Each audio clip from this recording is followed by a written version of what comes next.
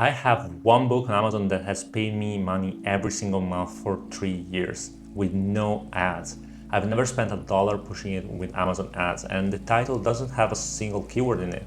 It's a made-up name, the kind of thing you see on a shelf in a real bookshop. Now, if you've been doing this for a while, that probably sounds backwards because everywhere you look, somebody's telling you the same thing. Find the right keyword, check the search volume, build your book around it. That's the standard advice, and almost everybody follows it. And here's what I see when I look at Amazon today. It's flooded with books. Thousands and thousands of them, all kind of looking the same, all built the same way, and most of them sell nothing, not a little, nothing. The people who made them did everything they were told to do, and it still didn't work. So the difference between a book that sits there dead and a book that pays you every month, it's not luck, and it's not how many books you pump out. It comes down to a handful of decisions that most people get wrong before they even start writing. In this video, I'm gonna walk you through every one of those decisions, the same ones I used to build that book. And we're gonna do the whole thing backwards from how everyone else does it. Because the order matters more than anything, and almost nobody gets the order right. One more thing before we start, and I want you to keep this in your head the whole way through. Every single decision we make, we're gonna judge it by one question. Does the one specific person this book is for finish it and feel like their problem is completely solved? That's it. That's the whole game. Everything else comes back to that one person. So let's start at the very beginning with the thing you do before you write a single word. Most people, the first thing they do when they want to make a book, they go and look for a keyword. They open one of those keyword tools, they look for something with a lot of searches and not too much competition, and then they think, okay, I'll make a book about that. They start with a keyword and then work backwards to a book. I want you to do the exact opposite. Start with a problem. And I mean a real problem that a real person actually has and actually wants to fix, not a word with good search numbers. A real pain that a real human being is walking around with right now, wishing somebody would help them with it. Here's why this matters so much. When you start with a keyword, you back yourself into a book that nobody really connects with. You're building something around a search term, so the book ends up generic, kind of soulless, the same as every other book built around that same word. There's nothing in it that makes a person feel like, yes, this is the one that gets me. But when you start with a problem and a real person who has it, everything changes. Now you're not making a product for a search engine, you're making something for a human being, and humans buy things that feel like they were made for them. Now, I'm not telling you keywords don't matter at all. They do, a little, but a keyword is just a small tool you use later, near the end, to help the right book get found by the right people. It's the last little step, not the foundation. You don't build a house starting from the doorbell. This is the whole reason it's called organic publishing. You grow the thing from a real root, a real problem, a real person, and the keyword is just a label you stick on at the end so people can find it. So if the problem is the starting point, the obvious question is, where do you actually find a good one? And that's where most people get stuck, so let's fix that next. The best place to find a problem to solve is your own life. I'm serious, the problems you've already lived through, the things you've struggled with and figured out, those are gold. And you're sitting on them right now without realizing it. Let me give you an example so we are on the same page. Say you used to smoke weed every day for years and you wanted to stop and you couldn't. You tried quitting a bunch of times and nothing worked. And then one day you finally figured out the thing that actually did work for you and you stopped.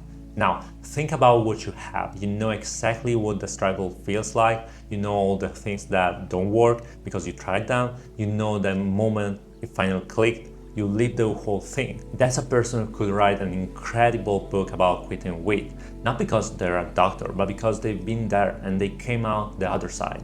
They know the psychology of it. They know how to swap a bad habit for a better one. They know the stuff you only learn by actually going through it. So the first place you look is you. What have you been through? What do you know how to do that other people find hard? What job have you done for years? What were you obsessed with? You're already an expert in the problems you've solved in your own life. You just never thought of them as books before. Now, once you've got an idea of a problem, you don't just trust your gut and run off to write it. You go and check if it's real. And the way you check is go where people talk honestly about their problems. Reddit is brilliant for this. You go into the little communities for your topic and you read. You're looking to see if people keep bringing up the same pain again and again.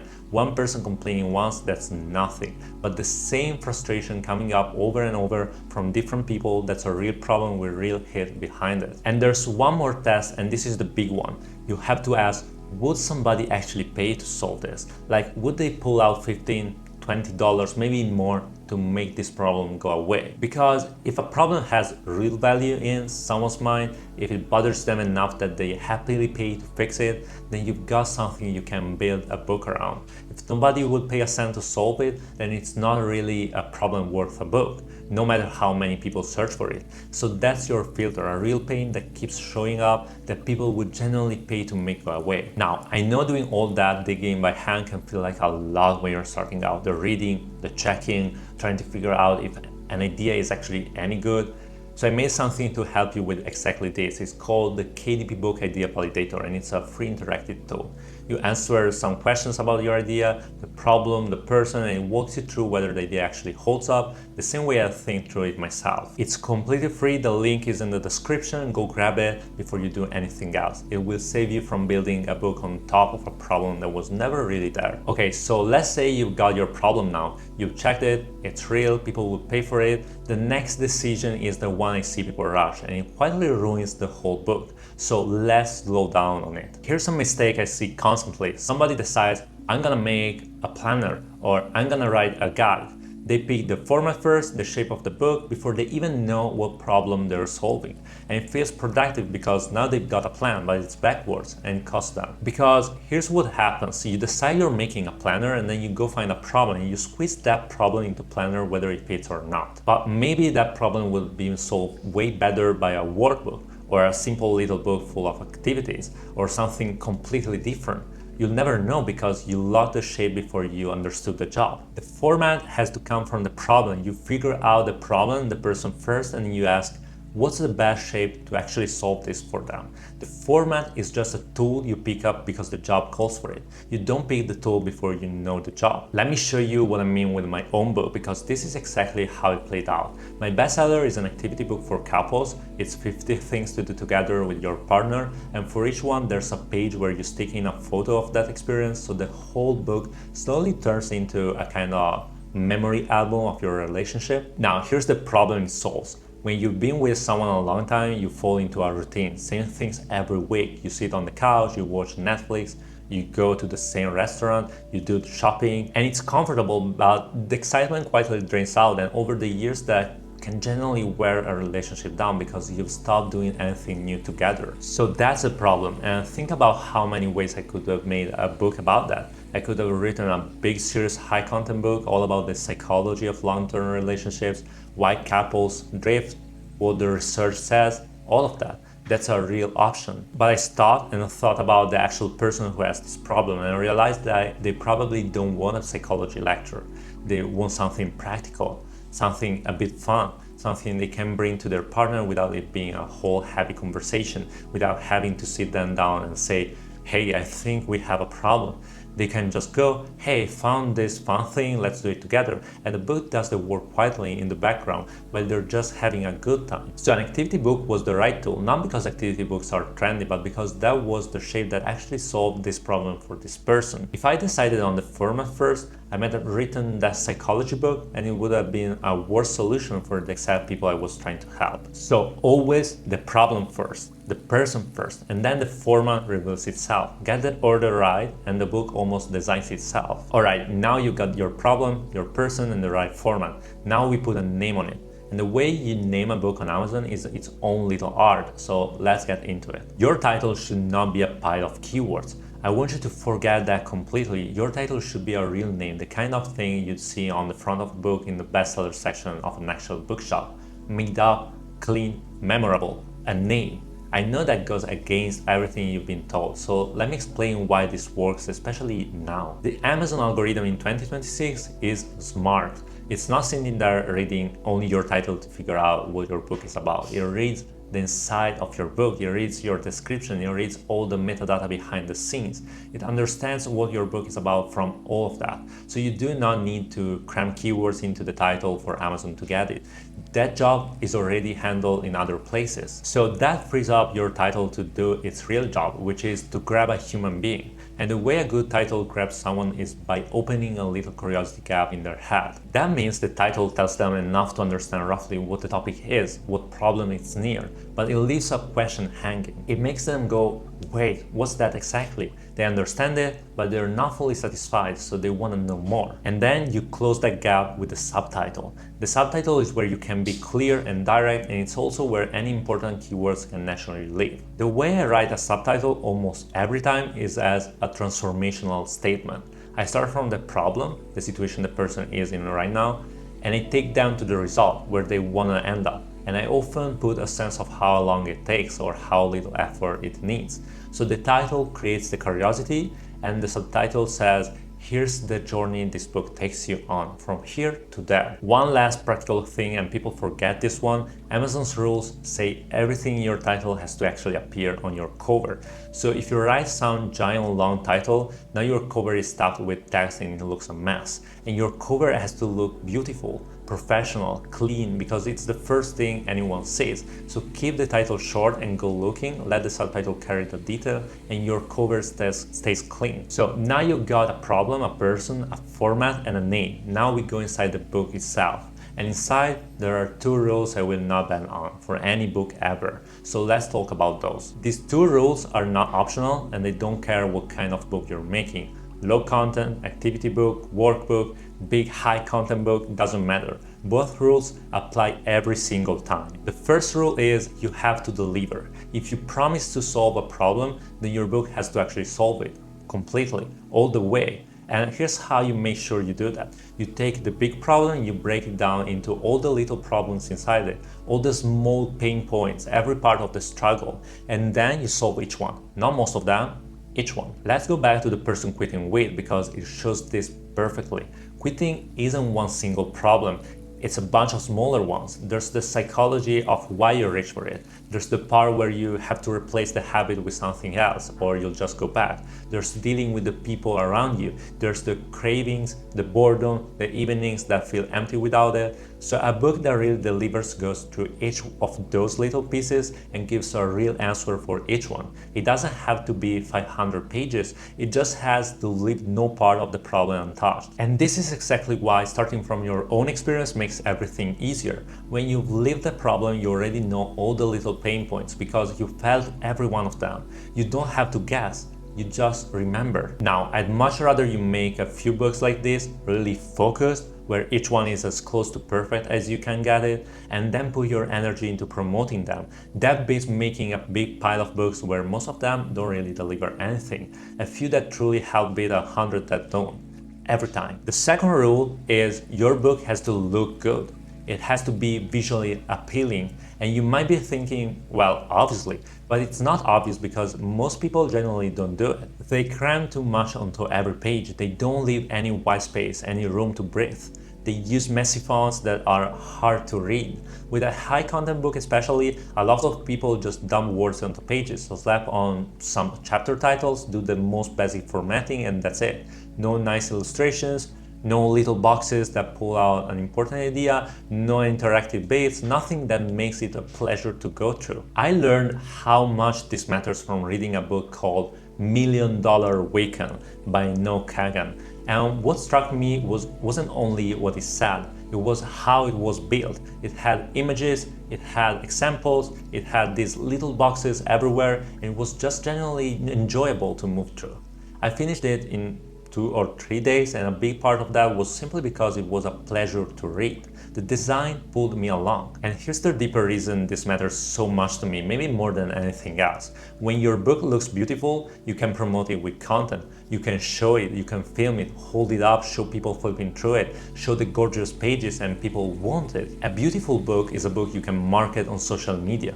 An ugly one isn't. So the way your book looks isn't just about pride. It's the thing that makes the whole promotion engine even possible. And speaking of that, this is the perfect moment to point you somewhere. Once you've got a beautiful book, the next question is how you actually get it in front of people. And the way I do it with zero ads is through content on TikTok. I made a whole separate video breaking down exactly how I use TikTok to promote my books and bring strangers to my Amazon listing. I'd watch this whole video first, finish what we're doing here, and then go watch that one next, because that's where the promotion style lives. It's linked for you. But finish here first, because we're not done building the book yet. There's still one thing that decides whether your book becomes a real bestseller or just another decent book that gets lost. And it's a big one, so let's keep going. If your book is basically the same as everybody else's, it cannot become a real bestseller. It just can't. Because if yours is the same as 10 others, the customer has no reason to pick yours. They'll grab one of the others just as easily. You're interchangeable, and interchangeable books don't win. So you need a unique selling point, one thing that's genuinely yours, that the others don't have, and you want to be the first one to bring that thing to the market. Now, let me take the fear out of this, because people hear unique and they panic. I'm not telling you to invent something nobody's ever seen. You don't have to be some genius inventor. You just have to find one thing that isn't out there yet, or take something that exists and make it dramatically better, and then be the one who did it first. Let me show you with my couple's book again, because this is the whole reason it took off. My unique selling point was the photo. On the right hand page, you get a big space to stick in a real photo on the experience you just had together. And on the left page, you've got the challenge itself, plus space to write the date, the place, a little rating, your own notes. There's a custom illustration for each one. So the book becomes this beautiful keepsake, a memory album you build together. Now, was that brand new? Not exactly. There were already a few couples activity books out there with spots for photos. But when I actually looked at them, I thought they were awful. They crammed in 100 challenges, and a lot of them were obvious or honestly kind of stupid. The sort of things that looks AI generated. And yes, you could add a photo, but the photo spot was tiny, like a little Polaroid. So the whole thing felt messy and cheap, and 100 challenges is way too many. Nobody ever finishes 100 of anything. So I didn't invent a new category. I took one that existed and I fixed everything that was wrong with it. 50 challenges instead of 100, because 50 is something a couple can actually finish, and finishing feels good. Each one genuinely thought through, not filler, and a big beautiful photo space, because the photo, the memory, that's the best part of the whole thing. So why on earth would you make it tiny? I made the best part the biggest part, and that one decision, the big photo, the keepsake idea done properly, that was the thing that made my book different from everything else on the shelf. That was the unique selling point. And don't lie awake worrying that people will copy you. They will if your idea is good. That's just what happens. What you wear first, and usually first is best, because the people who copy are usually the people who couldn't come up with something themselves, and they don't know how to make it better. They only know how to imitate. So let them. You'll already be ahead. Okay, so far a lot of this works for any kind of book. But if you're making a high content book, one that's mostly writing, there's a specific trap I really need to warn you about, because it's everywhere right now. So let's talk about it. Do not let AI write your whole book for you. I mean it. Here's the problem with it. AI gives you generic. It gives you the surface level stuff, the general information anybody could get. If you sit down and ask ChatGPT to write your book about, say, quitting weed, it will give you the same flat, obvious advice it will give anyone, the stuff that's already floating around everywhere for free. And a book made of that has no soul, and people can feel it. Because here's what actually makes a book good. People connect to you, your real experience, your actual stories, the specific things you struggle with and how you got through them. That's the stuff AI can make, because it didn't live your life. When a reader feels like the person who wrote this really gets it, really went through it, that's when they trust the book, and that's when it helps them. So here's the test I want you to hold on to. If somebody could get the same information out of ChatGPT for free in 30 seconds, why would they pay you for it? They wouldn't, and honestly, they shouldn't. It's not right to sell people something they could have gotten free. dressed up as a book. You have to put yourself into it. That's the part that's worth paying for. Now, that doesn't mean you can't use AI at all. I use it. I'm not a writer, you're probably not a writer either, so we need tools that make us better. The trick is using it as a helper, not as the author. Let me tell you exactly how I do it simply. First, I brainstorm with AI. I explain the whole project to it, what the book is, who it's for, and I get its help organizing everything, figuring out the best order for the chapters, what should go where. I even ask it to poke holes in my structure to find the weak spots, so the outline gets stronger. Then, once I got the outline, I go one chapter at a time. And for each chapter, before I write anything, I make a list of everything I want to say in it.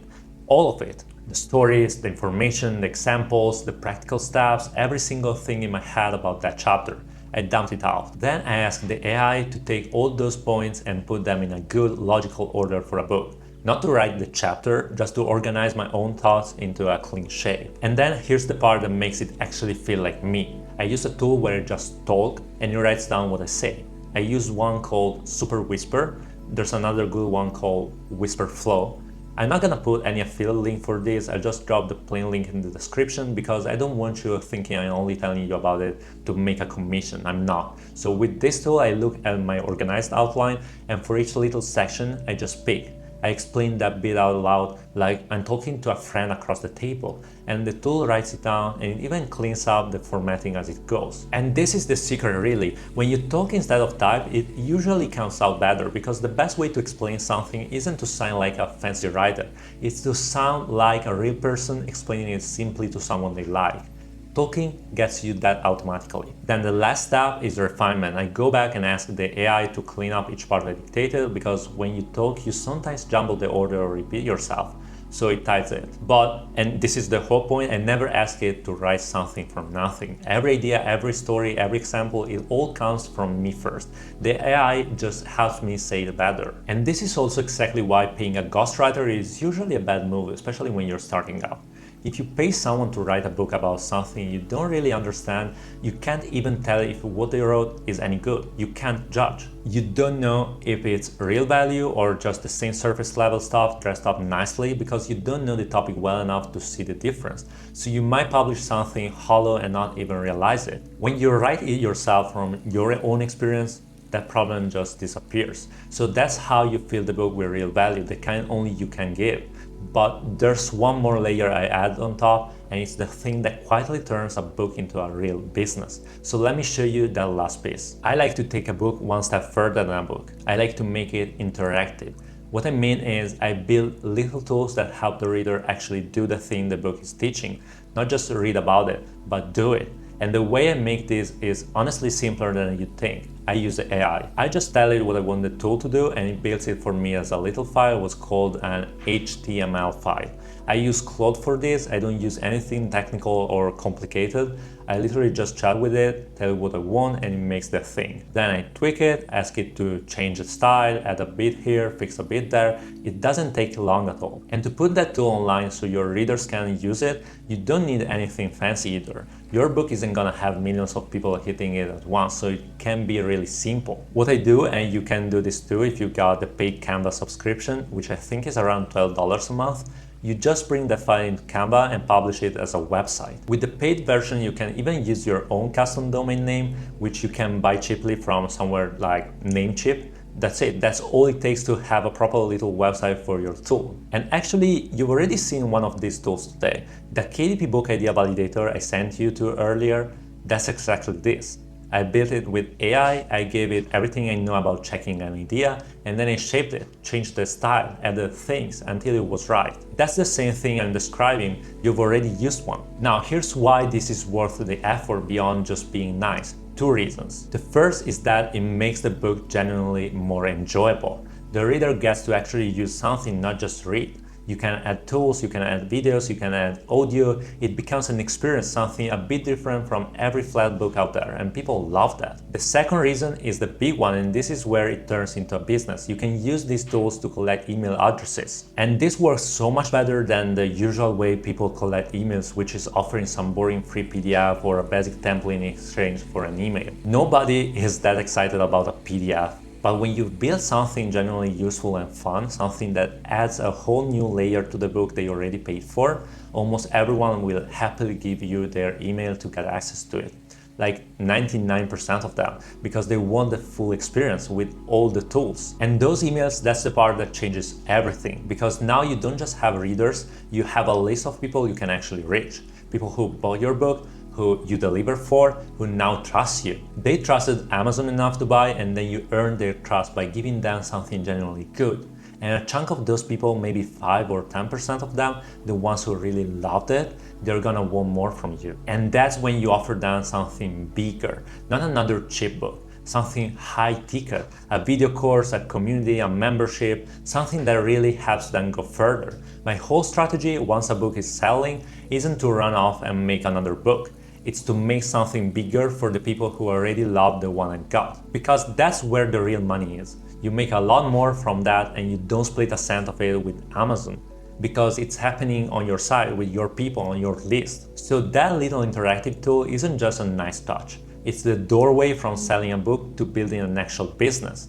And it all started with a book that was good enough to make people want more. So let's put this all the way back to where we started. The book that pays you every month, the one that quietly prints money in the background, it isn't the one with the cleverest keyword. It never was. It's the one you built completely for one real person. The one that started with a real problem, that picked its format to fit that problem, that earned its name with a real title and a clear promise, that delivers on every single pain point, that's genuinely beautiful to hold and go through, that has one thing nobody else has, and that's filled with you, your stories, your experience, the stuff nobody can copy. That's the book that lasts. And yes, it's the complete opposite of how almost everyone else does it. That's exactly why it works. Now, building the book the right way is half of it. The other half is getting it in front of people and doing that without burning money on ads. That's the part I love most, the content side, because it's what took my own book from a couple $100s a month to thousands, just from posting content and sending strangers to Amazon. If you want to learn that whole site properly, the entire content marketing system I used to promote my book start to finish, that's exactly what my content marketing for self-publishers course is. It's everything I know about getting your book seen all in one place for the person who's serious about doing this for real. The link is in the description if that's you. That's it. That's how you build a book worth promoting. Thank you for watching all the way to the end. Genuinely, it means a lot. Go make something good, and I'll see you in the next one.